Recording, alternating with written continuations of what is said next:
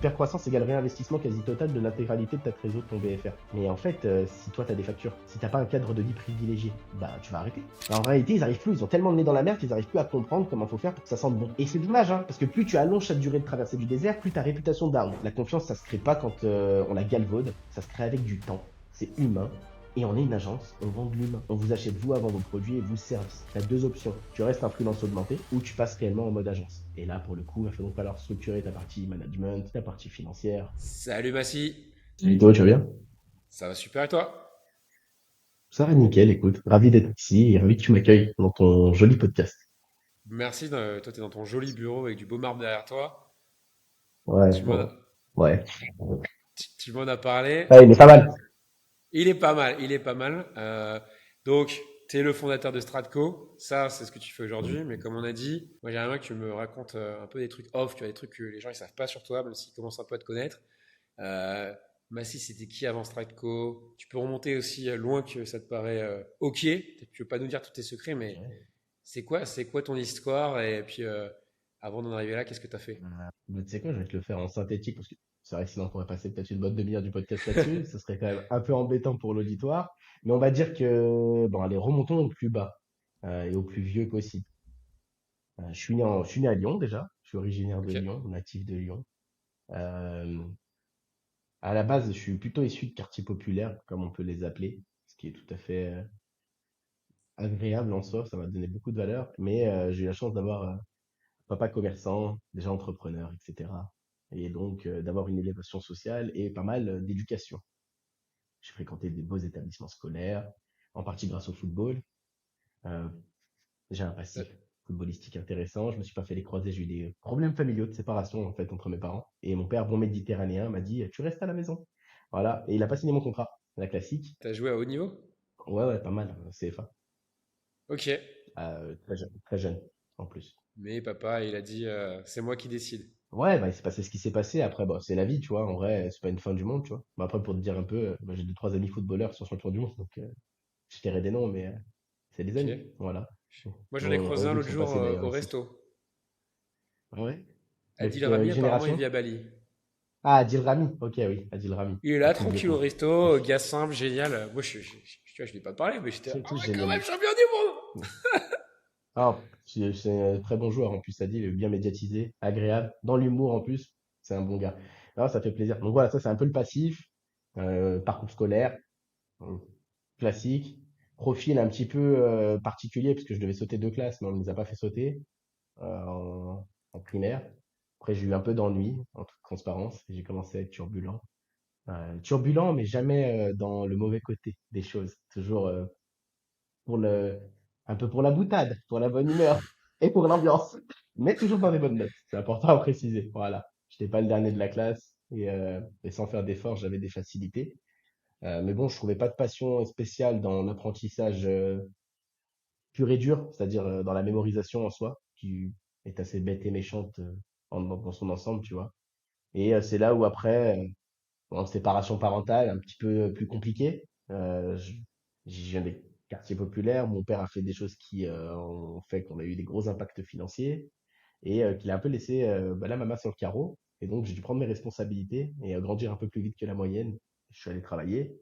La chance que j'ai pu avoir, c'est que ben, grâce au fait que ben, j'étais soutenu par le club sportif, par aussi l'école qui me connaissait, qui connaissait ma famille, ils m'ont laissé beaucoup de largesse pour aller, ne, pour pas forcément être présent en toute transparence et pour payer les factures, tu vois.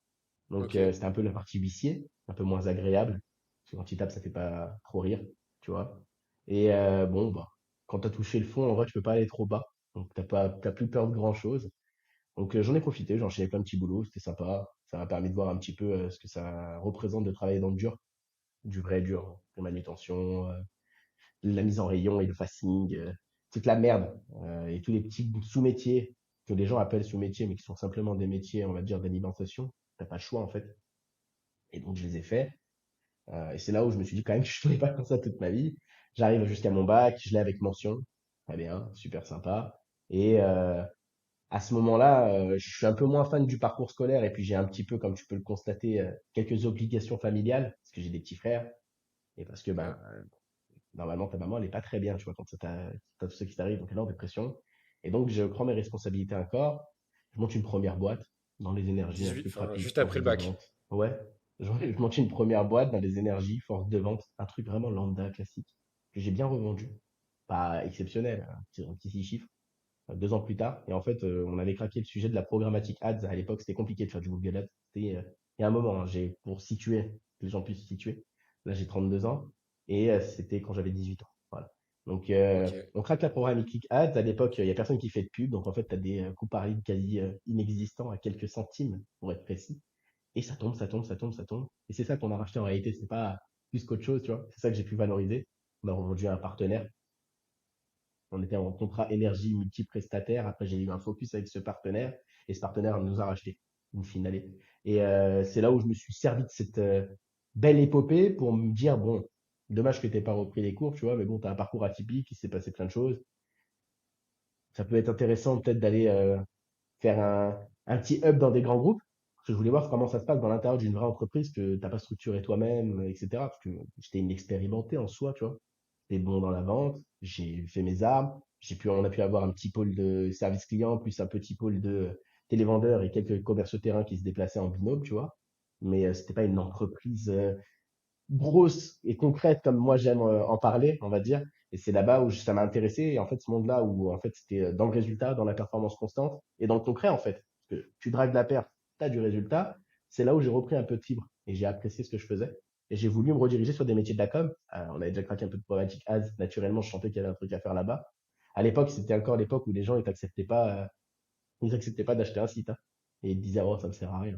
Pour te donner un peu la situation digitale française à ce moment où je me barre. Et c'est là où je vais chez Publicis Group. Ça se passe bien. J'ai de la chance de rentrer là-bas en vrai. Parce que je suis sur mon profil atypique, hein. Ouais, c'est ça. T'étais jeune, t'avais pas fait de plus que Ouais. le bac. Ils avaient senti ton Ouais, mais potentiel, j'ai enfin, ils ont vu ce fait. que tu as fait, ils ont dit OK. Ouais, clairement. Puis je suis allé franco comme je suis, toujours. Un peu particulier, atypique aussi en soi. Et je pense que ça a pu séduire. Bon, j'ai été avec du culot. J'avais dit que j'étais top performer au bout du deuxième mois. Je l'ai été. Et après, je n'ai plus jamais lâché la gâche. Ce qui a permis de pas mal évoluer là-bas, en toute transparence, de prendre pas mal de postes à responsabilité, d'évoluer hiérarchiquement, etc. Et d'être confronté à des problématiques plus grosses. Ouais, justement, Dis-moi. la différence entre ta première boîte où ça tenait parce que tu mettais énergie et donc c'était pas vraiment structuré, mais ça suivait parce que tu étais là, à un grand groupe. Tu arrives quand même à être Euh, le top performer, mais c'est complètement différent, ouais. j'imagine, les dynamiques. En réalité, déjà, top performance, force de travail quand même. Méritocratie, certes, mais travail aussi. Parce que, évidemment que, bah, il y en a qui avaient des pauses un peu plus longues, tu vois, et moi, j'étais pas dans la relâche, j'avais autre chose à faire. Fallait, fallait sortir d'une situation que je n'appréciais pas, en toute transparence. Et puis en plus, je venais de me marier. Je me suis marié tôt. Donc, j'avais d'autres responsabilités à ce moment-là. Je suis encore avec ma femme, qui est d'ailleurs mon associée sur Stratco Agency, toi tu le sais, je le dis pour l'auditoire. Et ouais, on s'était mariés, je me suis marié à 22 ans et elle à 21. Donc, j'avais d'autres responsabilités, ça y est, c'était parti, fallait assumer. Et donc, bon, bah, je bossais pas mal, je bossais beaucoup. Et la grande différence que j'ai pu constater entre une boîte que tu montes tout seul et une vraie entreprise qui a plus de 100 ans, hein, dans leur cas, c'est quand même le cadre structurel où parfois tu peux avoir cette impression, quand tu es un peu débutant ou néo, de ça sert à rien, alors qu'en fait, pas du tout. C'est la base même de la réussite de la boîte, c'est des itérations successives sur des centaines d'années qui ont amené à ces process-ci, qui te semblent parfois bêtes et méchants, mais qui sont en réalité ce qui va permettre d'éviter tout type de couac. Et donc d'avoir une uniformisation à l'échelle. Ce qui est très dur, parce que standardiser quand tu es un aussi grand groupe, c'est un vrai défi. Et tu dois, en fait, si tu as une entreprise, surtout dans le monde des agences d'ailleurs, tu dois être capable de standardiser pour pouvoir ensuite potentiellement automatiser, gagner du temps, productiser. Mais ça passe d'abord par de la standardisation d'échelle, aussi bien côté interne que de ce que tu vends, que de côté externe. Tout est standardisé en réalité. Et il y a toujours une part qu'on ne standardise pas. On a du one-to-one, on a du consulting, on a des sujets qui ne se standardisent pas, mais qui peuvent justement être valorisés uniquement si c'est standardisé autour. Surtout dans les boîtes de service, c'est quand même des humains derrière, c'est pas des robots. Ouais. Et donc, tu dois travailler 10 fois plus pour ces standardisations, parce que sinon, c'est ça, le C'est vrai bureau de que Paris ne ressemble pas au bureau de Londres, etc. ouais, exactement. Et puis à l'échelle peut-être un peu plus petite, parce qu'il y a des personnes qui peuvent avoir une plus petite boîte, Tu gères pas, allez, tu gères pas, parce que si je te parle de 10 000 clients, ça n'a aucun sens. On va le stabiliser pour que les gens aient plus de visibilité, mais tu vas pas gérer 30 clients comme tu en gères 150. Ça marche pas. C'est pas exactement la même chose. C'est d'ailleurs pour ça qu'une agence doit constamment se réinventer, qu'elle le veuille ou non. Ça fait partie du marché. Et le marché va plus vite que l'agence en soi. Et c'est en fait un mouvement constant. Il n'y a rien de très linéaire. Ça, c'est une image entrepreneuriale que la majorité ont, sauf qu'en réalité, c'est que des loopings. Tu as des phases et tu dois te réinventer. Tu évolues, Moi, tu je passes suis, de 3 à 10, de 10 à 30, de 30 à 100 et t'es des nouvelles boîtes, quoi. ouais. De toute façon, comme je le disais à chaque fois, si tu arrêtes d'évoluer, la stagnation, ça n'existe pas dans l'entrepreneuriat. Quand tu stagnes, tu as tes concurrents qui avancent, donc toi, tu régresses. Si tu, si tu grandis pas, tu descends. En réalité, tu meurs. T'as beau croire que tu stabilises, face à ton marché, tu ne stabilises pas. Il y a des gens qui sont en train de te grignoter. Surtout à cette échelle-là, on parle de grands groupes où t'as le Big Four et en fait chacun se grappille des parts, etc. C'est un autre jeu. Donc tu parles de structuration là-bas et avant, tu me disais que tu as pu voir passer des rachats, des boîtes qui ont été intégrées dans Ouais. le groupe. Comment ça se passe cette partie structuration? Donc quand tu es déjà dans un groupe qui est là, comme tu dis, il y a plus de 100 ans, tu reprends une boîte, tu as différentes cultures, il y a différents humains, tu as peut-être Ouais, des rôles en double. Tu as pu voir ça toi un souvent peu? déjà il y a du nettoyage. Bah, il y a du nettoyage, hein. Alors ça c'est un truc que les gens évoquent peu, mais la réalité d'un marché, c'est quand il y a un achat, il y a du nettoyage, parfois pré-achat et il y en a souvent aussi post-achat. Parce qu'on se rend compte de parfois des poteaux roses, des talents qu'on avait mal estimés, une intégration qui se passe pas comme prévu, un changement d'ambition collaborateur, plein de choses.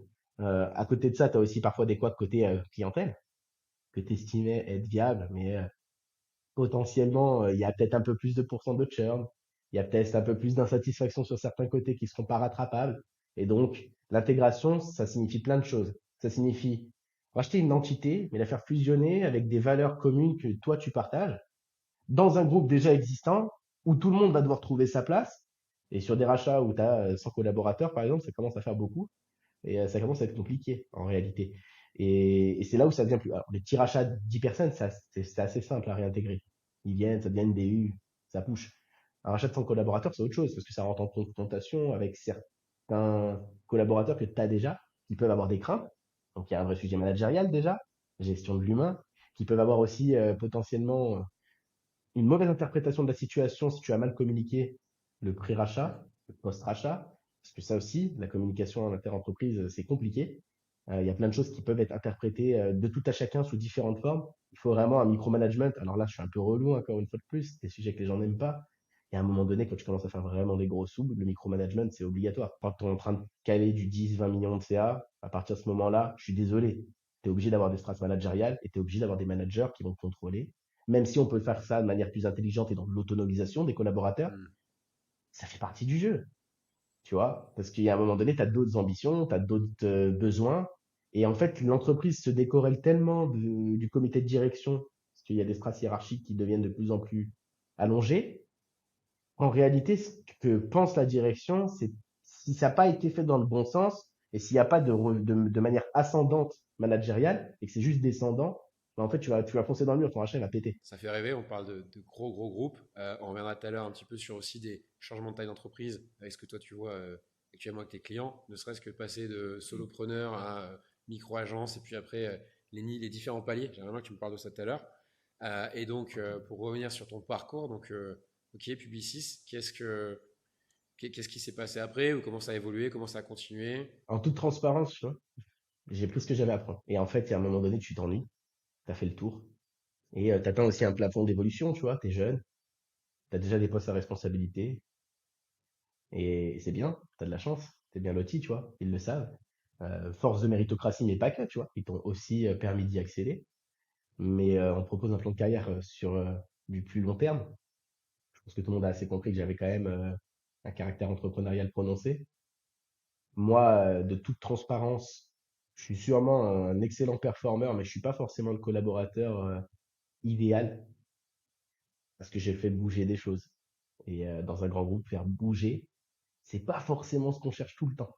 Il y a des moments d'accalmie nécessaires et c'est pas des moments que je vais apprécier. Je suis plus, j'aime créer de la croissance, j'aime que ça avance, j'aime que les choses bougent, j'aime que les choses soient constamment en changement. Et en fait, ben, quand tu commences à atteindre ces plateaux où tout est prévu et tout se passe comme prévu, entre guillemets, tu te fais chier.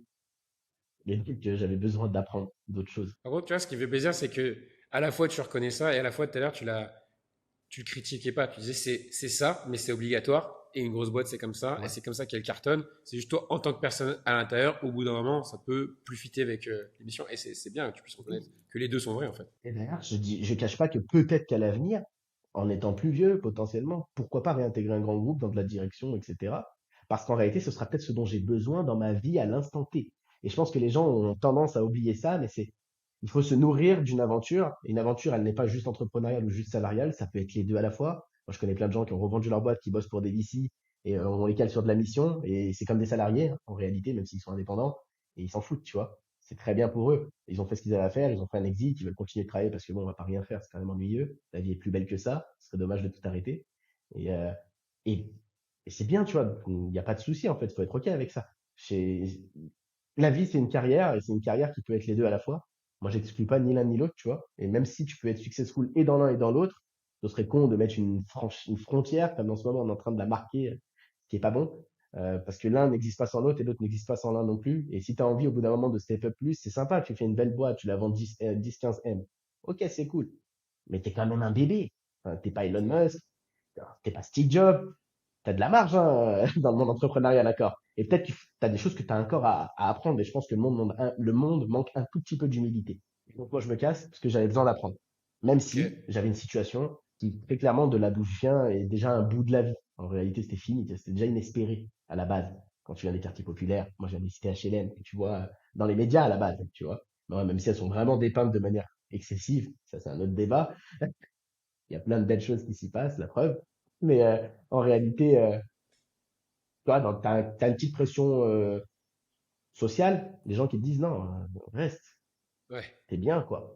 T'es le plus jeune de ton groupe à ta place, t'es dans les petits papiers, tu continues de surperformer. Quelle est la raison pour laquelle tu partirais? Bah, moi, je pars d'un seul principe, c'est que dès que tu kiffes plus, faut te casser.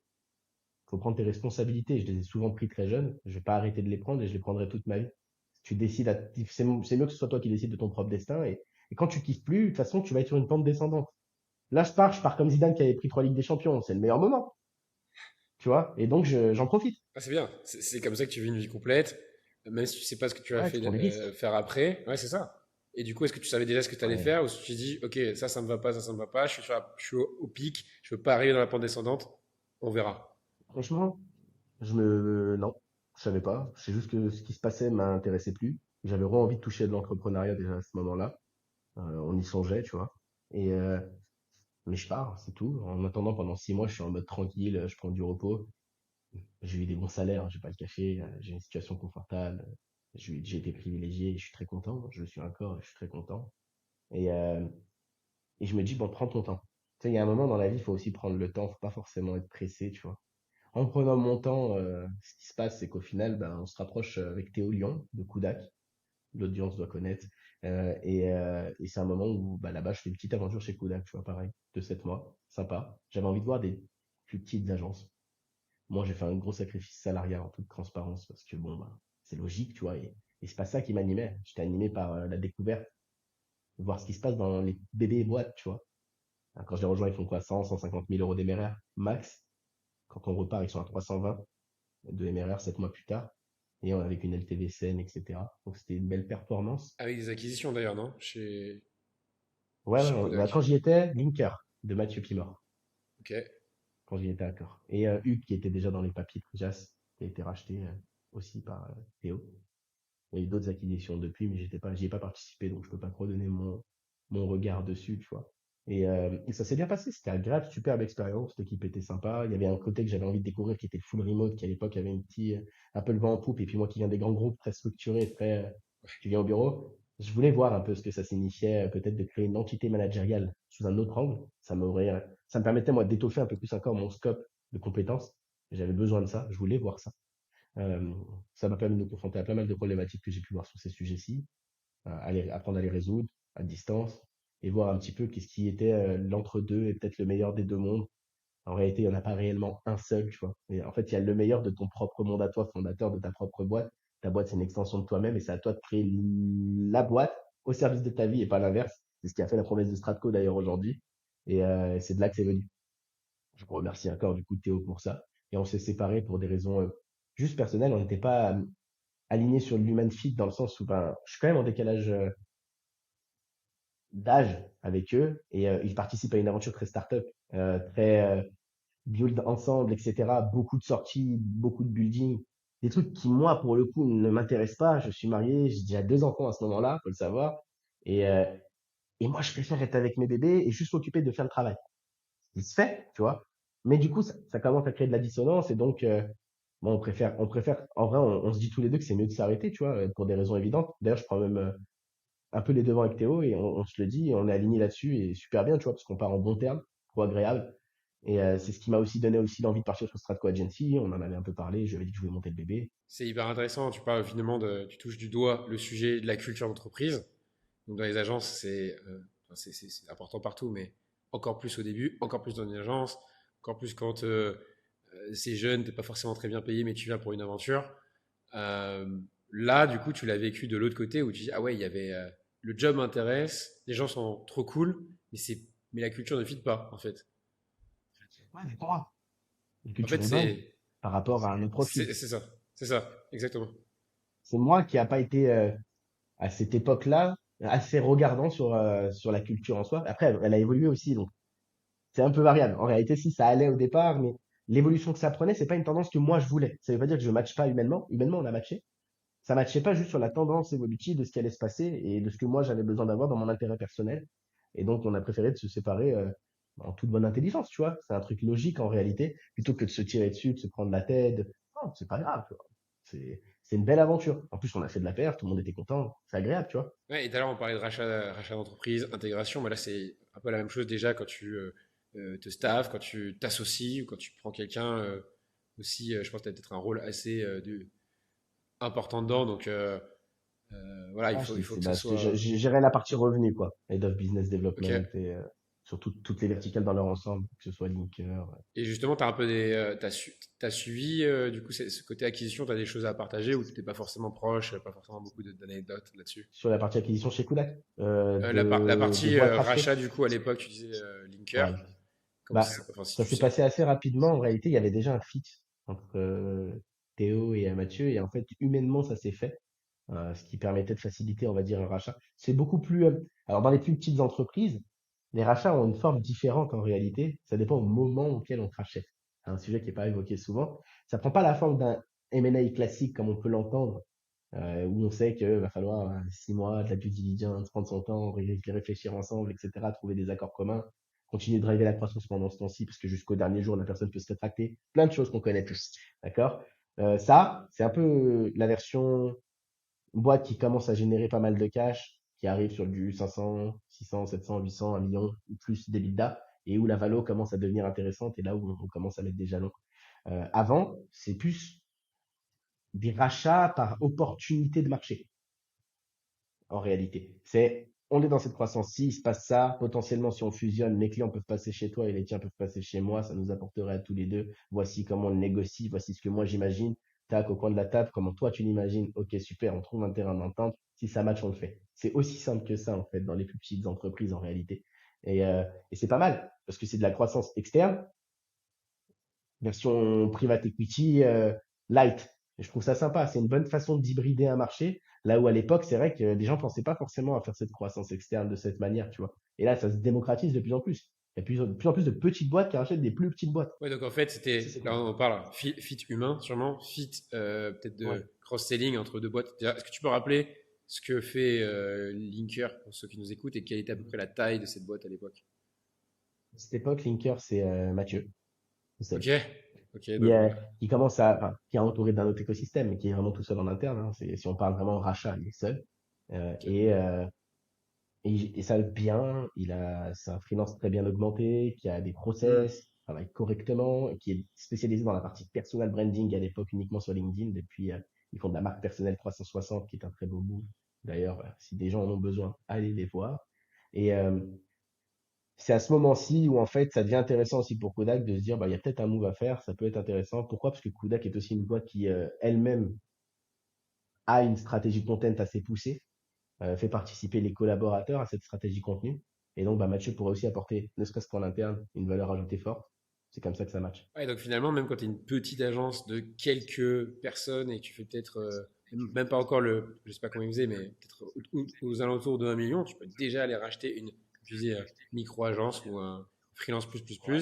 parce qu'il y a un match, parce qu'il y a des échanges, parce que lui, il va être peut-être plus heureux et plus s'épanouir et faire plus d'argent au sein d'un plus gros groupe. On appelle ça groupe, mais Ouais, tu peux faire de la fusion aussi, tu vois, apporter ta structure administrative, RH, des coûts des coûts et de l'apprentissage qui vont être amoindris pour la plus petite structure, qui va directement faire partie d'une structure plus grosse, après participer aux apprentissages collectifs, constituer un codir, des choses qui en fait permettent à la petite boîte d'accélérer assez rapidement et à toi bah, de pouvoir développer potentiellement du business. ok. Donc ça, c'était ton aventure là-bas. Ensuite, tu avais déjà un petit peu Ouais. dans les valises Stratco, t'en parles, tu dis ok, Ouais. c'est parti. Comment ça commence? Parce que Moi, je ne l'avais juste pas. pour la petite anecdote, alors déjà juste ça a commencé en quelle année? Il y a pas encore 2 ans, mais bientôt. Et tu dis tantôt tu savais pas, 2022, c'est-à-dire? fin 2022. Moi, quand je pars, à la base, faut savoir que l'idée de Stratco, c'est pas moi, c'est mon associé. Ok. Moi, je suis le mec le plus relou de l'histoire. Et je suis toujours comme ça, et c'est ce qui fait mes performances. Je contredis, et je vais contredire tout ce qu'on va me dire. Je vais toujours pousser la personne à me convaincre. Naturellement, j'ai besoin d'être convaincu, faire quelque chose de Pourquoi tu manière voulais pas le convaincante. faire? C'était quoi les arguments contre? C'est pas que je voulais pas le faire, c'est qu'en fait, je suis encore dans un monde où moi, je viens des grands groupes, je vois ce qui se passe dans les petites boîtes. Enfin, à la fin, je voulais le faire, mais pendant le parcours Kodak, j'étais pas encore Ouais. chaud. Je pensais qu'il y avait d'autres alternatives potentielles plus intéressantes. En fait, c'était faux. C'est là où mon associé a été plus doué que moi. Et de toute façon, c'est pour ça que c'est la visionnaire et que c'est moi l'exécutant plus bourrin, tu vois. Et c'est très bien comme ça. C'est qu'en gros, elle voit le sujet, elle m'exprime le sujet, je suis pas convaincu, donc je la challenge. Comme d'hab, elle me convainc pour des raisons évidentes là. C'est factuel. Et elle m'expose le sujet de cette manière. Il y a des agences. Aujourd'hui, toi, ils te payent X. Mais toi, c'est une exception. Parce que tu viens d'un grand groupe, etc. Mais tu as fait un sacrifice, ça arrive pas tous les matins. Et elles font quoi, les autres agences? Je fais une petite étude de marché. Je parle avec pas mal de CEO d'agences, que tout le monde connaisse. C'est normal. Je suis chez Kodak, moi aussi. Donc, on peut facilement rentrer en contact. Et je rentre en contact avec tout le monde. On échange du best practice, etc. Et ils ont tous les mêmes problèmes. C'est assez incroyable de se rendre compte de ça. C'est que c'est tous les mêmes problèmes à des moments de croissance à peu près similaires. C'est juste que la façon de les résoudre doit être un peu différente. Et là, je leur pose toujours la question, mais pourquoi tu le fais pas faire à quelqu'un, tu vois? Parce que moi, je suis encore dans mon rôle et je me dis, bah, de toute façon, c'est ce que je vais faire pour le coup. Pourquoi ils le font pas faire à quelqu'un? Mais en fait, ce quelqu'un, il le trouve jamais. Le quelqu'un, c'est toujours un directeur commercial qui va souvent être inexpérimenté, sorti d'école, qui coûte cher, souvent très transparent, même sorti d'école, et qui impacte trop fortement la croissance. Donc, on se retrouve toujours avec des fondateurs qui me disaient systématiquement, je bricole tout seul, c'est mieux. C'est mieux, ça me revient moins cher, j'y perds moins, j'arrive pas à déléguer la partie acquisition, la partie sales correctement. Pourtant, je devrais le faire, mais je peux pas. Enfin bref, c'est toujours un peu le même micmac.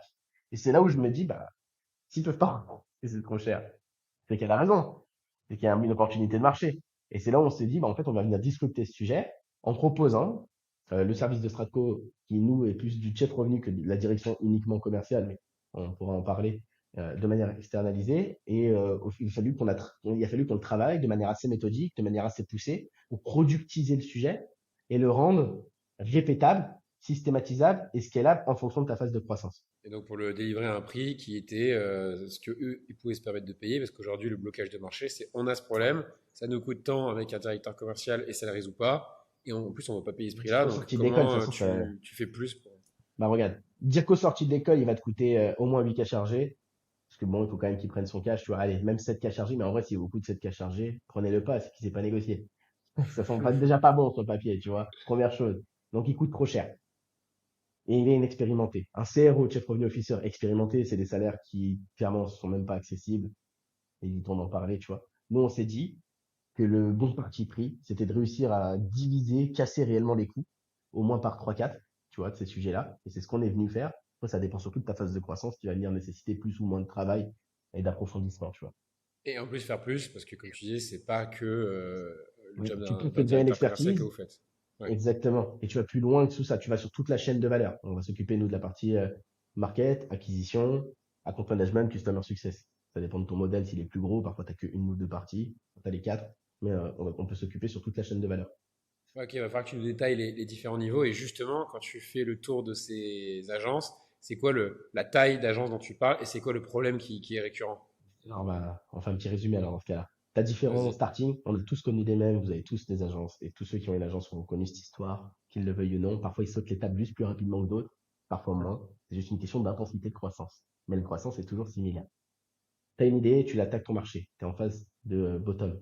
Tu es en bas de ton marché, tu veux l'attaquer. C'est du coup go-to market. Tu vas attaquer ce marché avec une idée de base. Cette idée de base, tu vas la push. Si elle commence à prendre, il va se passer un fameux moment où tu vas commencer à te dire, en fait, c'est pas ça qu'il faut faire.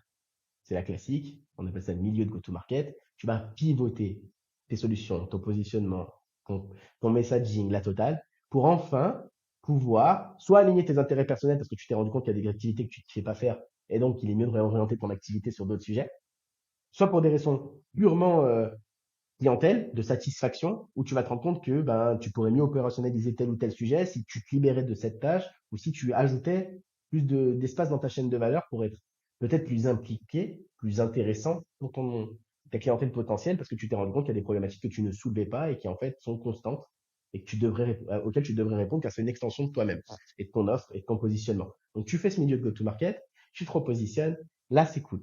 Il se passe quelque chose, il y a cette traction là, on la sent. Tu vois, c'est agréable. Tu sens que ça répond. Côté, ça dépend de ta strat. Mais tu fasses de l'outbound, de l'inbound, je préconise les deux, mais bref, que tu fasses de l'outbound, de l'inbound, que tu fasses de l'ad, etc. Ça répond, il y a des rendez-vous et il y a des ventes. Ah, c'est cool.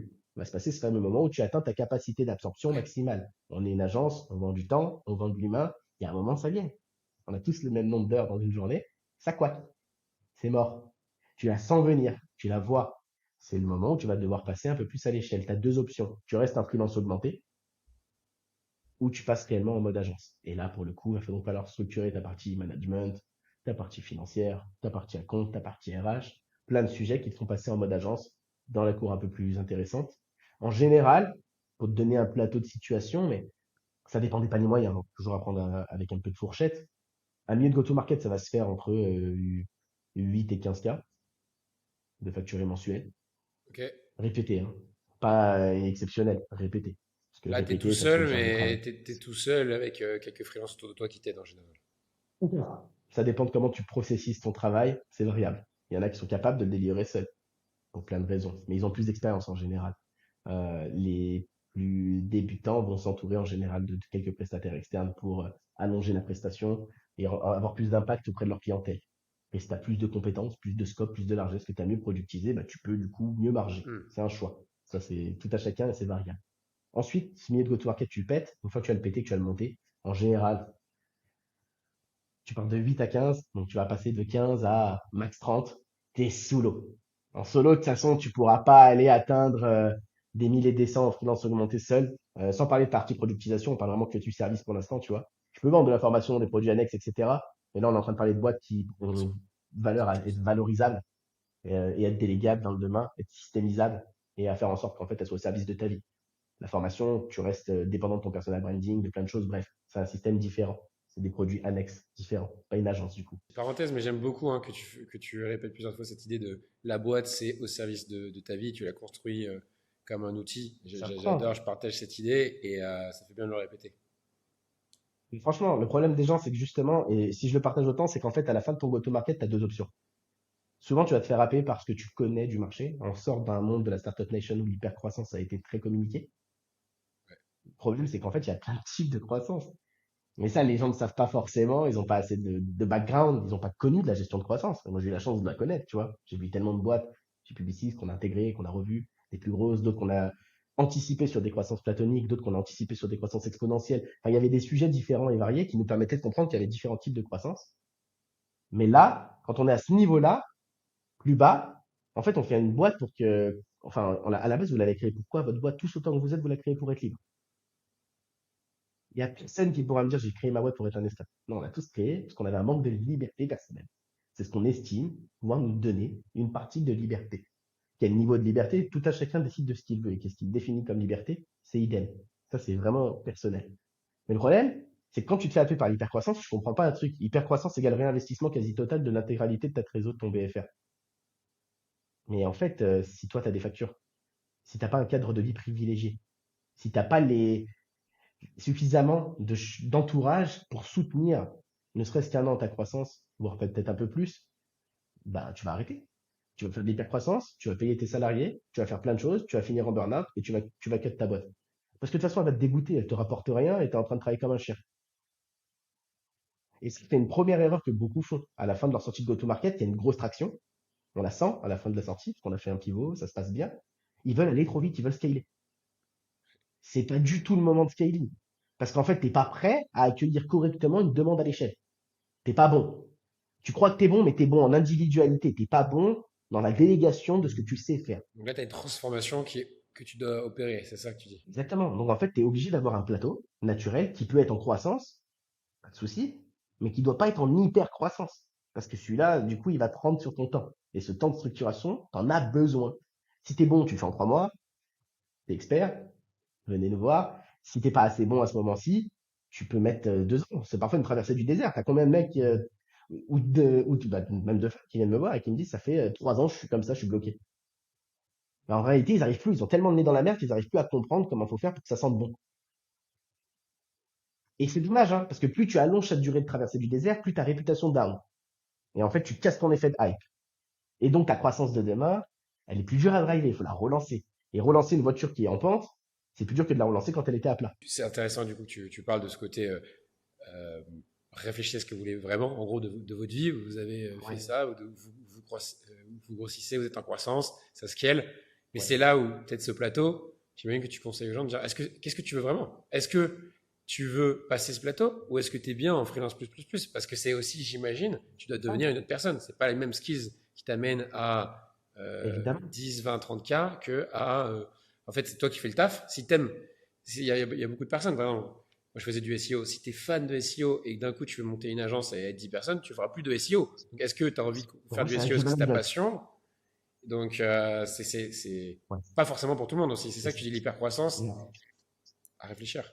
c'est variable. Ouais, exactement. Et en fait, tu as des gens qui viennent me voir et systématiquement, moi, je vais leur mettre une colle et tant que j'ai pas la réponse ou que je sens que c'est ce qu'ils veulent, on travaille pas ensemble.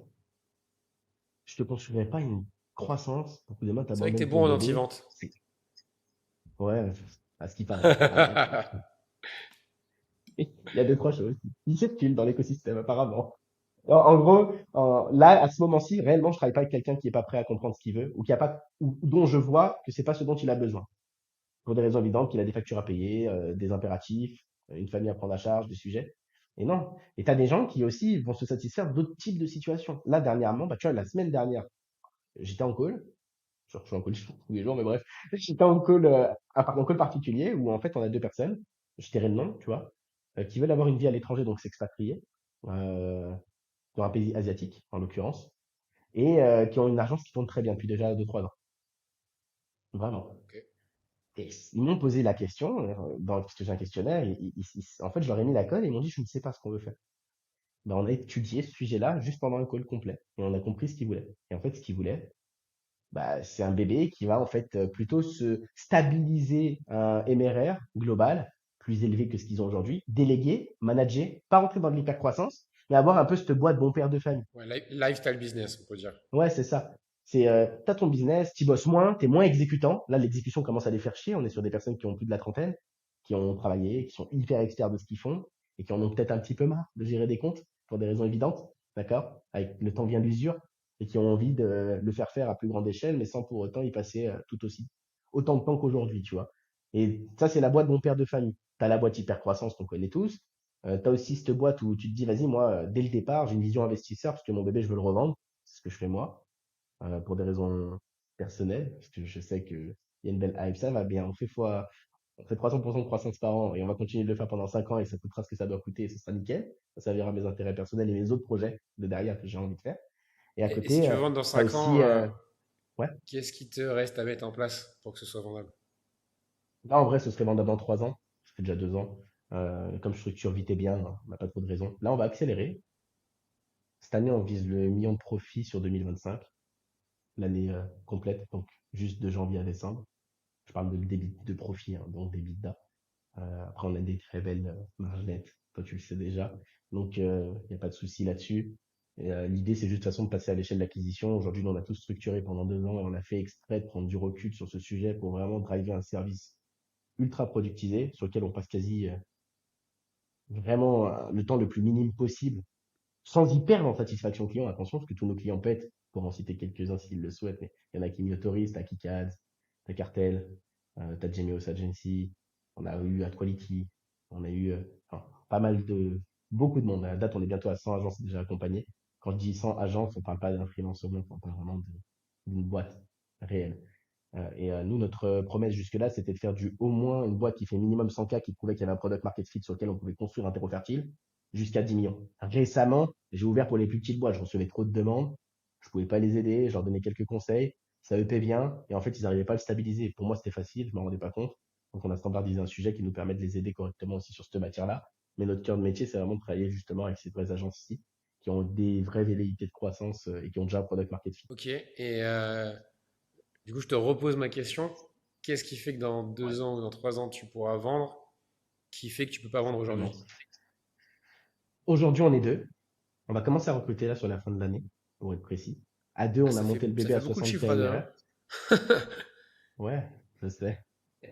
C'est bien productisé, c'est bien standardisé, c'est bien automatisé et c'est aussi bien drivé côté consulting réel, apport de valeur, temps passé. Et en fait, le temps qu'on passe est vraiment important côté valeur. Et c'est d'ailleurs ce que les gens témoignent en général, c'est que vraiment on change des business en un minimum de temps. Parce que moi, je travaille surtout sur l'efficience. Et on réussit à driver ça.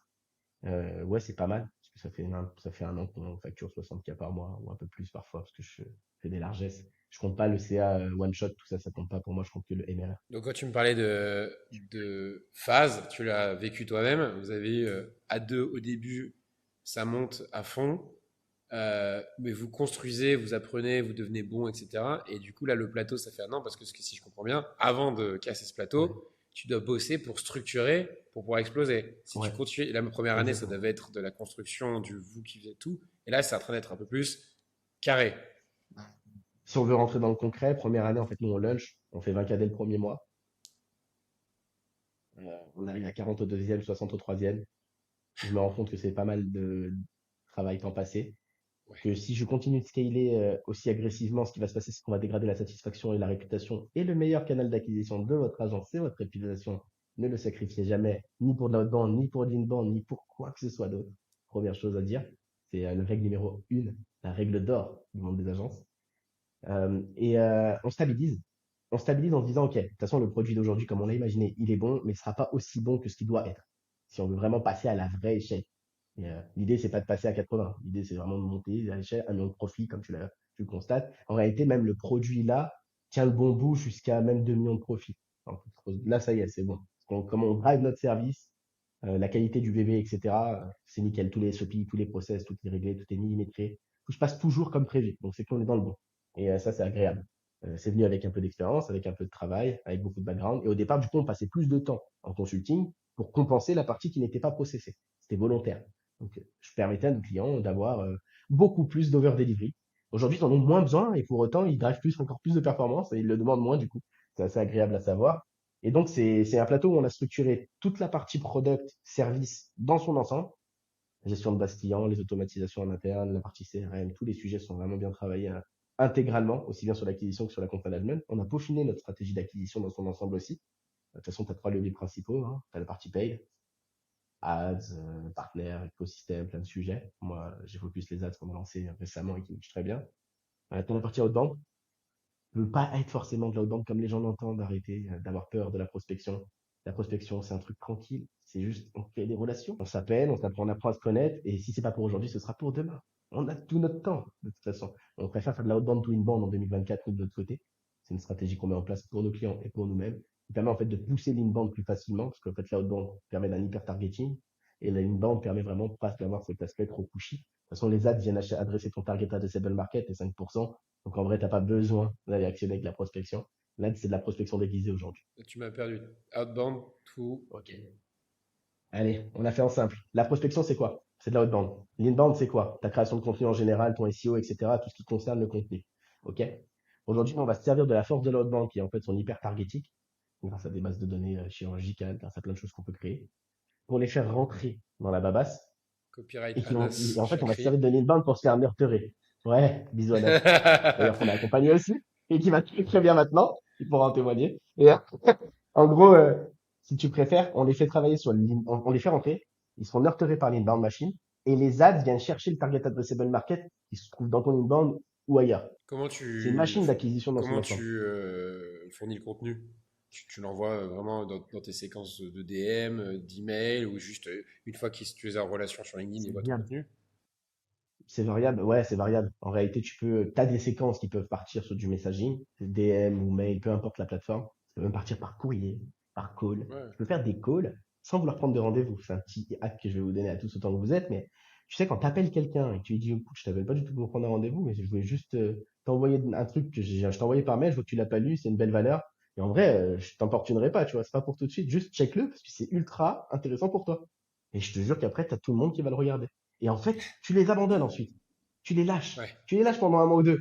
Je te jure qu'ils s'en foutent. Ils vont se dire, il a tellement pas de pression. C'est anti-vendeur à souhait. Et c'est vrai, parce que de toute façon, c'est pas le bon momentum pour eux. Ni pour toi. C'est trop agressif, c'est pas le bon moment. Enfin, tu vas pas dans la rue, tu connais pas quelqu'un et tu lui dis, oh, s'il te plaît, viens, on va au resto.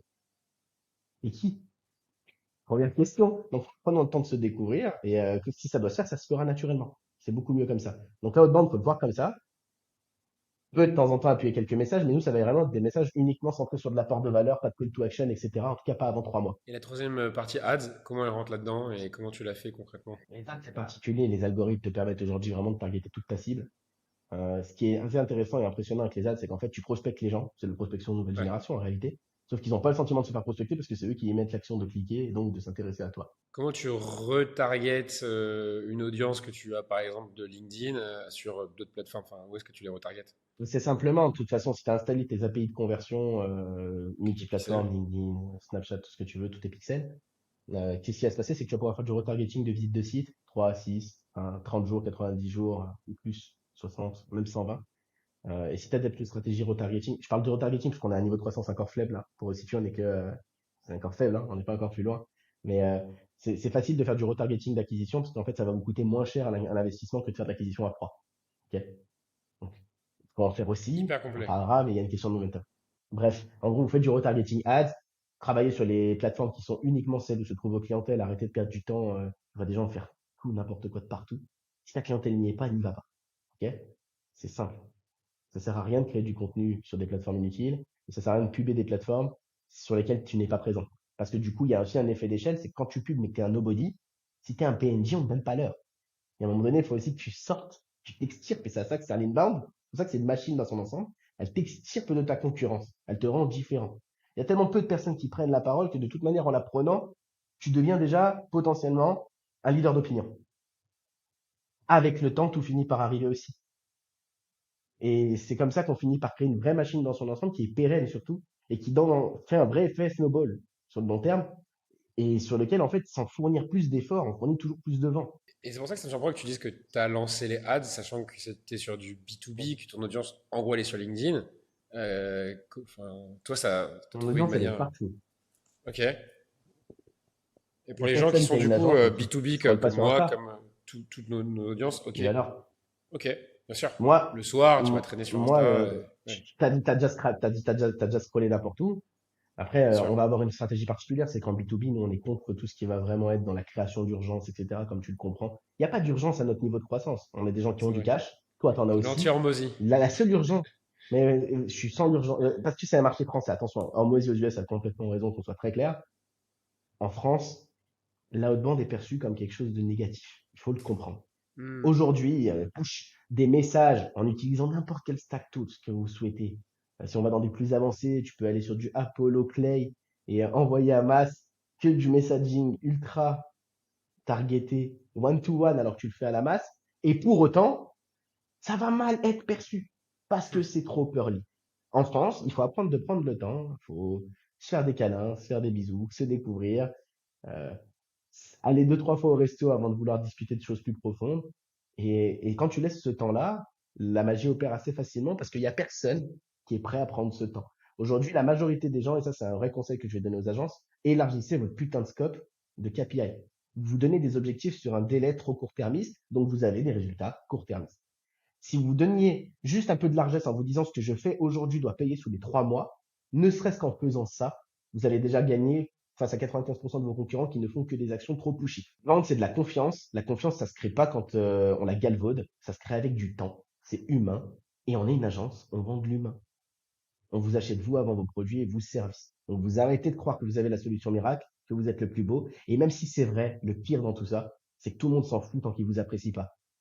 Donc arrêtez de le faire. On parlera des bonnes choses au moment où ce sera nécessaire. Apporter réellement de la vraie valeur aux gens. De la vraie valeur, attention, hein, pas la checklist ou à l'arrache À d'une magnette télécharger. pété. Voilà. Apporter de la valeur aux gens, c'est prendre le temps de leur consacrer du temps pour eux. C'est à faire beaucoup de calls en one-to-one. Peut-être qu'ils payeront pas ce mois-ci, mais je vous assure que dans 3 mois, 4 mois, 5 mois, il y a un moment où en fait, il va y avoir ce momentum et les planètes s'alignent, il y a tout qui tombe. Et après, en fait, si tu as fait ça tous les mois, si tous les mois tu te consacres sur des KPI qu'on appelle des KPI de cause et non de conséquences, donc que tu arrêtes de regarder le résultat, mais que tu te consacres sur les moyens que tu y mets, bizarrement, hein, et c'est bizarre, on l'a fait dans 100% des cas, toutes les agences qu'on accompagne scale. Ça marche. Parfois, elles scale plus grâce à l'inbound, parfois plus grâce à la outbound, parfois plus grâce aux ads. Chaque marché est différent, chaque personne est différente, chacun a des affinités particulières avec des sujets différents, mais chacun y trouve son équilibre. Côté machine d'acquisition, parce qu'on en est que à là jusqu'à là, et qu'en fait, en réalité, quand tu es encore en bateau de prescale, t'as pas structuré ton acquisition correctement. Tu peux pas scaler parce que tu l'as pas décorrélé de ton temps. Tu nous as pas mal parlé de. Je vais essayer de le ressortir ici.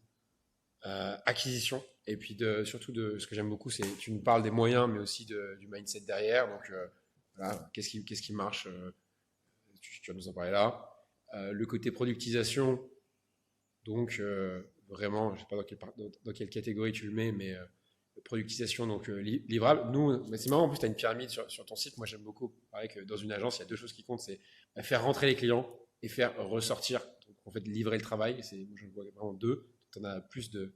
Tu as les 6 gènes du succès. Pour reboucler, du coup, avec cette idée de qu'est-ce qui rend une agence vendable. Donc, tu as déjà passé phase 1, phase 2.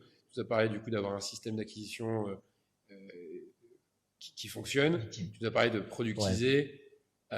C'est quoi les autres choses qui manquent et qui rendent une agence vendable et qui fait que tu pourras peut-être justement nous faire un bel exit ensemble dans quelques années? Alors, si on reprend la base, alors là, il y a des équations de profit, etc., mais je Vas-y. laisserai tout le monde checker naturellement. C'est des sujets. Les équations, ça sert à quoi? Ça sert à comprendre quels sont les KPI les plus intéressants pour une agence. Il n'y en a pas de 45, d'accord? La majorité des gens passent du temps à regarder des itérations micro, c'est-à-dire que gagner 20% quand tu fais 500 000, c'est de la merde, d'ailleurs. Euh, Tant que vous faites pas un bon ou 2 millions, essayez juste de faire minimum x2 chaque année, d'accord? Si vous faites x3, c'est mieux. Ce sera largement suffisant. Je vous donne un exemple lambda, hein. Vous avez une belle boîte, elle se lance bien, vous allez faire 100K sur l'année parce que vous êtes en solo. Faites x3, vous allez faire 300K, vous faites x3, année 3, vous allez faire 900 000. En réalité, vous allez plus faire 1 million parce que vous allez commencer à vendre d'autres types de produits, avoir une LTV qui s'allonge. Donc, vous arrivez au votre million. Vous refaites x3, ça devient intéressant. Quatrième année, on est déjà bien structuré. La dernière année, vous vous en servez pour structurer votre EBITDA parce que jusque-là, vous avez fait que du réinvestissement. C'est parti, vous êtes bien vendable. J'aime beaucoup l'horizon de temps C'est 5 simple. ans, mais aussi c'est quand même quelque chose où quand on nous demande beaucoup de questions, enfin on nous pose beaucoup de questions sur la valo. Globalement, déjà une boîte qui a moins de 5 ans, ça commence à être un petit peu des valos compliqués à faire. Quand tu commences à avoir des bilans, Ouais. de l'historique, etc., là la boîte elle est vraiment vendable. En dessous, ça peut se vendre, mais comme tu dis, c'est dans les trucs, il faut avoir un fit humain, c'est peut-être le petit freelance on stéroïde sur la petite agence. T'es pas là à analyser des bilans Ouais. et de la certitude.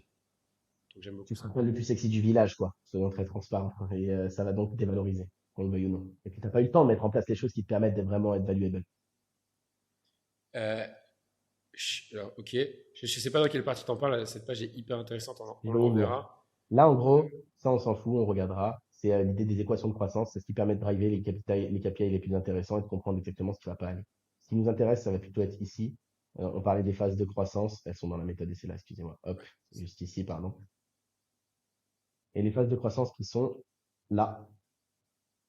Jusque-là, on a Ok, fait le super. go-to-market. Le go-to-market se trouve ici. On arrive ici, on est en fin de go-to-market. Ça, c'est la phase de prescale. Il n'y a pas de durée. Arrête, il ne faut pas définir de temps ou de time-lapse. Ça dépend. Il y en a qui finissent un middle go-to-market en 1 mois. Il y en a qui le finissent en 2 ans. C'est variable. D'accord? Chaque marché est différent. Chaque entrepreneur fait le sujet à sa manière. Bon, après, en réalité, réussir un go-to-market, si vous voulez pas laisser passer l'effet intéressant, nouveauté, etc., dépassez pas 3 à 6 mois, sinon c'est mort déjà. Il faudrait mieux itérer le projet, hein. Il faudrait même faire un 360 et un nouveau positionnement. Mais bref, une fois que tu arrives là, on en était là, on prescale, donc on structure l'acquisition, on structure la partie GRC, gestion relation client dans son ensemble, pour qu'elle soit déléguée correctement. On commence à intégrer des personnes. L'idée étant que ce soit plus nous qui passions du temps chronophage sur la compte. Pour l'instant, le CEO à cette échelle-là j'aurais tendance à dire qu'au moins un des fondateurs doit garder la partie sales. On n'a pas encore une boîte qui se vend d'elle-même. On a encore une boîte qui est portée par le fondateur et qui va donc faciliter la phase de conversion, d'acquisition. Alors que si vous le déléguez à un sales, on n'a pas forcément le meilleur des portfolios, on n'a pas assez de background, on commence à être comparé, mais comparativement, on n'est pas assez sexy pour gagner. Donc, il vaut mieux que ce soit encore le fondateur, les attaches émotionnelles qui viennent vendre. Ça pèse plus. C'est à partir de ce moment-là où on pourra commencer à déléguer. Dans les grosses évolutions, c'est que tu passes de exécutant à. Enfin, au début, en tant que CEO, tu fais tout. Et donc, c'est à gérer la boîte, mais en plus, tu fais le sales et tu fais le delivery. Première chose, du coup, que Oui, tu expliques qu'il faut, entre guillemets, déléguer, arrêter, systématiser, etc., c'est le delivery. Là, tu commences exactement. à passer une étape. À gagner du Et temps, la partie sales, ça va mettre un peu plus de temps et c'est tu la normal. gardes. Et comme tu as créé ta machine d'acquisition réelle, qui se décorrèle de ton temps, tu as plus de temps pour vendre, donc pour aller chercher de la croissance réelle. À ce moment-ci, tu vas pouvoir donc recruter quelques acomptes jusqu'à atteindre un plafond naturel qui est le plafond du marché en réalité. D'accord? Qui te permet de stabiliser et tous les mois te rendre compte que tu génères X euros. Quand tu fais de l'ad, ça peut aller très vite et très loin, hein. Parfois, ton plafond, il est à 500 000 euros par mois. Ça dépend de ton marché. D'accord? Je connais des gens qui dépensent 70K et on en a eu et font 500K sur de l'ads d'acquisition. Sans même avoir encore touché à de l'ads de branding ou de l'ads de couverture ou de l'ads de considération, vraiment sur de l'ads d'acquisition et uniquement du retargeting. La profondeur de marché amène aussi une intensité de croissance plus forte. Ça, on ne décide pas. Ça fait partie du jeu. OK? Donc, une fois qu'on a atteint une stabilisation naturelle, parce qu'on est en phase de scaling, on aura dégradé quand même pas mal de sujets. Donc pour pas les dégrader, c'est pour ça qu'on utilise ce plateau de prescale. On travaille en amont la culture, en amont le plan RH et qui on va avoir besoin de recruter et quand, pour éviter de dégrader les bidas bêtement ou d'être pris dans l'urgence et de recruter des talents qui ne sont pas suffisamment bons, d'avoir du turnover, de devoir commencer à faire le pompier. Parce qu'une fois que c'est fait, c'est trop tard. Une fois qu'on est pris par la croissance, on n'a plus. Donc c'est à ça que sert cette phase-là, structurer la compte, structurer le RH, structurer la partie financière pour avoir une vision très claire et précise des sorties de cash flow et des rentrées. C'est important. En prenant aussi au compte-gouttes les investissements subsidiaires et potentiellement quelques imprévus, toujours. Mettez toujours des imprévus. Le meilleur des imprévus, c'est celui qu'on prévoit. Arrêtez d'avoir des imprévus qui ne sont pas prévus. Comme ça, au moins, on est réglé. C'est plus simple comme ça. Une fois que vous avez fait ça, c'est c'est bon, on est tranquille. La machine d'acquisition étant lancée, votre seul jeu, ça va être de vendre, atteindre votre capacité maximale d'absorption, recruter, vendre, atteindre la capacité maximale d'absorption, recruter. Et dès qu'on voit que l'acquisition se stabilise, on est sorti de la phase de scaling. C'est assez simple. À ce moment-ci, on a un bel account management, on a un beau niveau d'acquisition. On va devoir donc se réinventer parce qu'on commence à devenir un peu un leader de marché. Commence à se ressentir, à se voir, parce qu'on est omniprésent. Ça dépend de la stratégie, mais inbound, ads, prospection. En tout cas, on nous voit. On a des résultats, on a donc de la reco, on a plein de choses qui se passent. Il y a un vrai effet boule de neige qui s'est créé. Et à Et ce comment il moment-ci, change là, à ce voilà, niveau-là, le rôle de CEO? Comment tu dois avoir évolué? là, c'est fini. Pendant cette étape ici vers le milieu, il faut commencer à le déléguer le sales pour que potentiellement ton rôle ne soit uniquement centré. Alors, si tu fais de la création de contenu personnel, c'est important que ce soit toi qui le fasses, d'accord? Sinon, quoi qu'il arrive, tu as tes tâches managériales, tu as tes tâches de vision. En fait, juste ici, on était dans une stratégie de pilotage d'entreprise qui se fait dans l'action. À partir d'ici, on rentre dans une entreprise qui va se faire d'abord dans la pensée, après qui se fera dans l'action. C'est un peu différent. Super Là, on est important. dans de l'itération constante et ici, en fait, on peut plus prendre ce genre de risque. Et puis, on a un temps d'avance, on a une trésor, on a des choses qui nous permettent de créer ce qu'on appelle des douves économiques. Un vrai sujet que personne connaît, mais que nous, on crée pour nos clients qu'on accompagne, qui vont permettre, en fait, d'éviter d'avoir un nouveau concurrent qui pop. Parce qu'en réalité, si vous ne créez pas de douve, rien ne vous met à l'abri d'un n'importe quoi, hein, mais un fonds qui s'investit sur votre marché et qui cale 1 million par mois, il va vous rattraper. Il va vous rattraper sans aucun problème. D'accord? Et c'est pas votre portfolio qui fera l'affaire. Le seul moyen de créer des douves économiques, c'est de commencer à se dire, OK, j'en suis là, pour éviter qu'on ait des nouveaux arrivants déjà, et donc qu'on consolide notre place. Ici, on a un jeu de consolidation déjà. On va devoir aller offrir ce que les gens vendent, ce qui simplifiera tout à fait tous les problèmes, parce que du coup, la pénétration de marché est empêchée. Et une fois que ça c'est fait, on peut se dire, maintenant pour croître, qu'est-ce qu'on fait? On fait soit de la croissance externe, rachat potentiel, etc. On commence à avoir du cash, etc. Donc ça devient intéressant. soit directement interne, on développe des BU parce que ici, vous avez focus qui a quasi votre one product, votre acquisition, etc. Mais en réalité, vous allez tellement créer d'intensité sur la côté account managerial que vous allez vous rendre compte qu'il y a des services que vous ne proposez pas, que vous devriez proposer. C'est ici qu'il faudra venir les mettre en place et créer ce qu'on appelle la pyramide d'offres, mais de la partie account management, pas celle de la partie acquisition. Une fois que ça c'est fait, on commence à avoir quelque chose d'intéressant. Là, on a un CEO qui prend sa posture de CEO, qui est vraiment dans la gestion de son entreprise, sur la partie des opérations, qui regarde tout dans son ensemble, qui porte le bébé, qui porte la vision, qui porte la stratégie, qui porte la nouveauté, qui doit aussi apprendre à dépenser beaucoup pour gagner beaucoup. Vrai sujet, la plupart ont trop peur de mettre de l'argent sur la table, mais il y a un moment donné, les gros résultats, ils n'appartiennent qu'à ceux qui ont des grosses couilles. C'est là où on rentre ensuite dans une croissance plus complexe, parce qu'on a notre première boîte qui marche bien, qui doit continuer de stabiliser, et une seconde qui, elle, pour le coup, est en go-to-market, mais qui va vivre une intensité de croissance beaucoup plus up, parce que drivée par beaucoup d'argent. Parce qu'on a du cash, et on peut donc investir plus vite, driver plus vite le go-to-market. On a des équipes, donc on peut tout de suite sauter l'étape de prescale, si on a anticipé en amont. Bref, c'est pour ça que vous avez un rôle de visionnaire, plus que juste de simple personne Ce que qui est tu encore disais, dans les c'est tâches et quand tu dans arrives au l'opérationnel. bout, tu fais une nouvelle BU, et cette BU, elle Ouais, refait le même cycle, mais en interne. Ok, soit nouvelle et ainsi BU, de suite. soit acquisition. Clairement, quelque chose qui est hyper important de dire là, je pense que c'est qu'il y a peu de personnes, je pense, dans ce monde qui sont capables d'évoluer et de changer 4 fois. Donc peut-être que c'est pas aussi pour tout le monde. C'est pas aussi peut-être la même personne qui doit tout faire. Tu peux rester le Tu peux fondateur déléguer. avec la Tu plupart peux devenir des parts et fondateur qui trouver délègue à quelqu'un. un CEO. Exactement. Quelqu'un qui a envie de faire ça. Toi, t'as pas forcément envie de faire ça. Euh, Exactement. Ok, la pyramide, pyramide d'acquisition, et tu m'as dit après pyramide des offres au niveau Et du coup. le compte management, à ce moment-ci. Et une fois qu'on est là, on est pas mal. En fait, ce que je résume là, et pour donner un peu de matière à tout le monde, ce sera plus simple sous cet angle-là. Ça, c'est des sujets qu'on pourra évoquer différemment, mais ça, c'est les 6 gènes du succès commercial d'une entreprise, d'une agence en l'occurrence, si on veut Bah qu'elle enfin, réussisse. On a l'acquisition et les conversions. On a fait un bel aparté dessus, mais il faut faire fructifier le pipe prospect. Il faut bâtir une machine de génération de leads équilibrée et prédictible.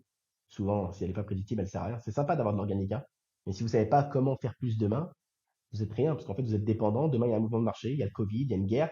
Vous mourrez bêtement. C'est pas parce qu'on a une boîte en croissance qu'elle est invincible. D'accord? Et donc, on doit la rendre la plus anti-fragile possible. Ici, on a la partie account management. Donc là, c'est la partie pipe client cette fois-ci, pas prospect.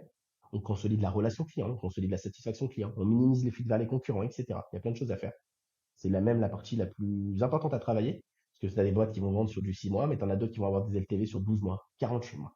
Et 48 mois de satisfaction à driver, ben, c'est un peu de manigance. Il faut anticiper, il faut travailler des quick wins qu'on anticipe en avance. Il y a plein de choses à mettre en place.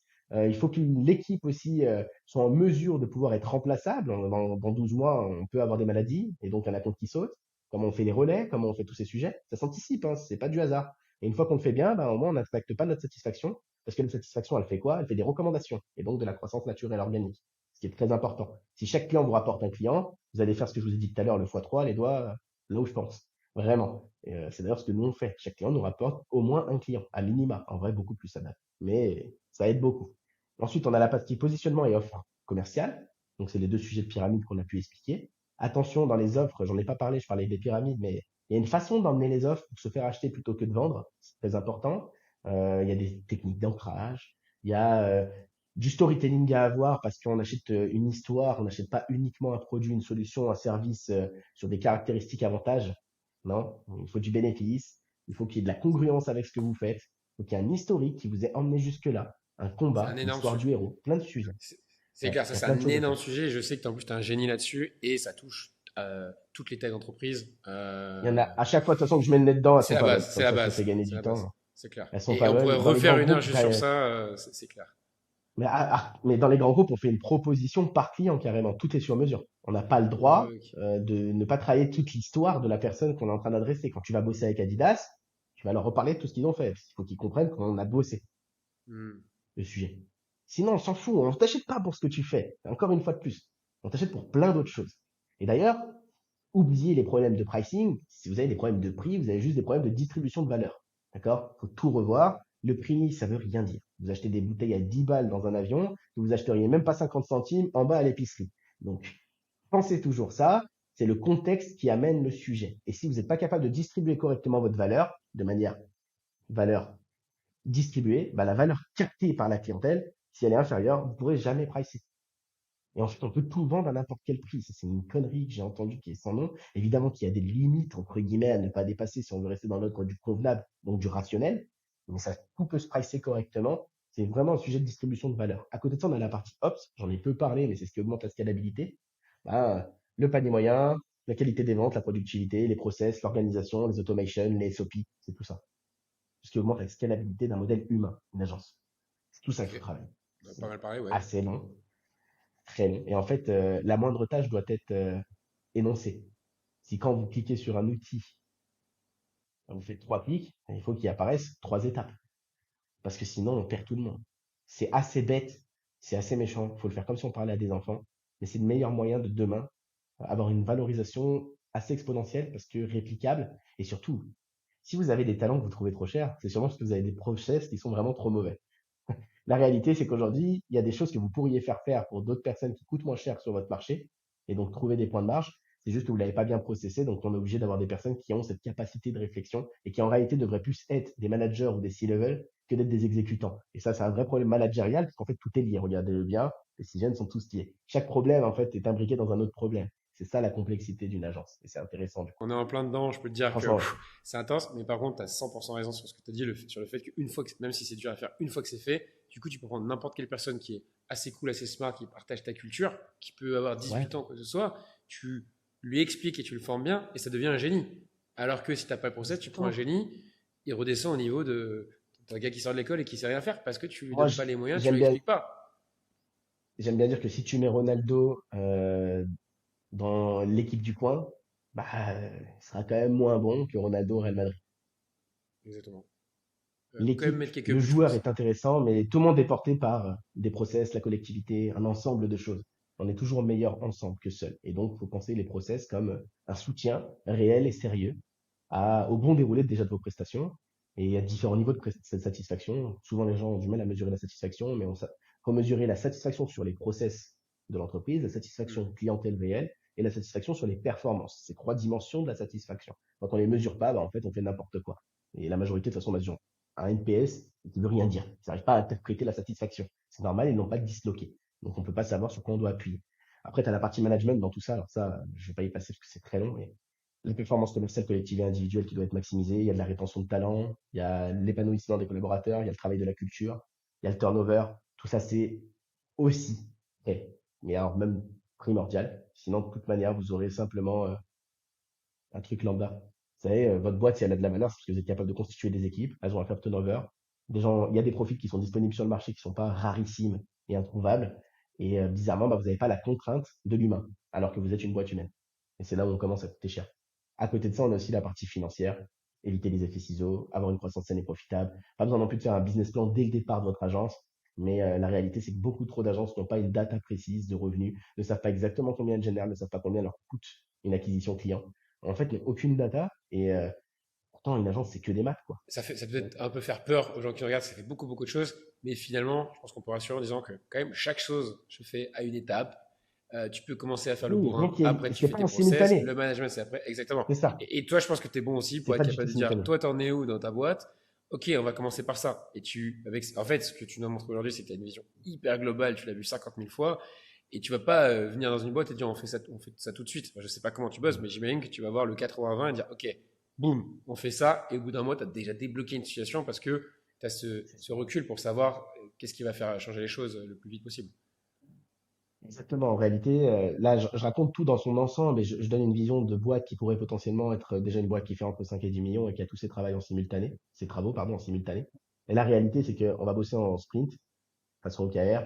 On a un suivi, on a une boucle de feedback, on a du conseil holistique. Et cette chose-là, on va la driver sous cet angle-ci. Au départ, on fait un business assessment complet de l'agence qu'on va accompagner. On va comprendre quelles sont les pédales d'accélération qu'on peut activer pour driver le plus de croissance possible. La technique du 80-20 est très importante. On drive les équations de croissance juste pour voir si vraiment les KPI sont dans le rouge ou dans le vert. Et on va savoir tout de suite ce qui va bien et ce qui va pas bien. Donc là où on doit appuyer parce que ça va bien et là où on doit faire beaucoup d'efforts pour vite travailler le sujet. Et c'est de là qu'on va définir une roadmap opérationnelle précise pour aller travailler tous les manquants qui vont permettre d'avoir une structure d'entreprise étant capable d'assumer la croissance qu'on anticipe, donc en lien avec l'objectif. Et tout ça, c'est ce qu'on appelle une réelle vision.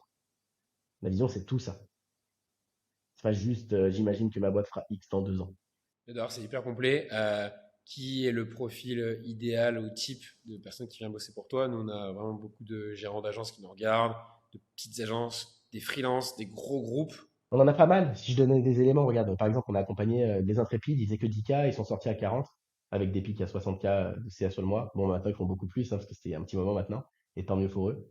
C'était une seule agence qui est devenue 4 agences. Donc un groupement d'agences dès le départ. Ils sont structurés comme ça, il y a eu beaucoup de travail, c'était intense. Et très content pour eux.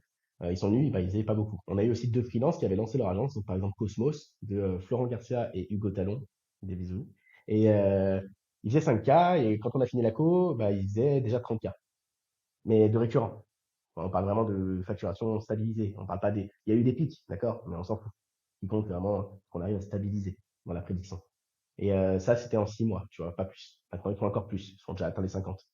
Tu as d'autres agences qui viennent nous voir. Récemment, on a accompagné Kikad et Cartel. Bah, à l'époque, c'était que Kikad. Du coup, on a lancé une nouvelle agence avec eux, qui était Cartel, Ok. ce conseil stratégique, et qui a permis de séparer deux activités précises et de créer un trou de marché sur un marché hyper concurrentiel qui est l'e-com, spécialisé dans tout ce qui va être marketing digital pour les e-commerçants. Donc là, tu as du boulot. Ils font pas que de l'e-com maintenant. Et en fait, on a séparé le sujet en deux expertises avec la création de. Enfin, on a pivoté Kikad, qui était une agence UGC, en une agence de stratégie créative complète, réelle, spécialisée dans l'e-com.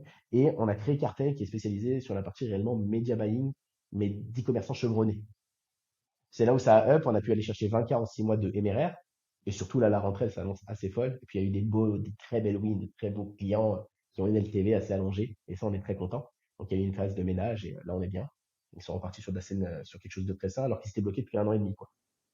C'est Ok. variable. En fait, vous pouvez venir, quel que soit votre step de croissance. On accompagne aussi une boîte qui fait déjà 6 millions quand ils sont venus nous voir, qui, eux, avaient plutôt des velléités de restructuration pour la profitabilité.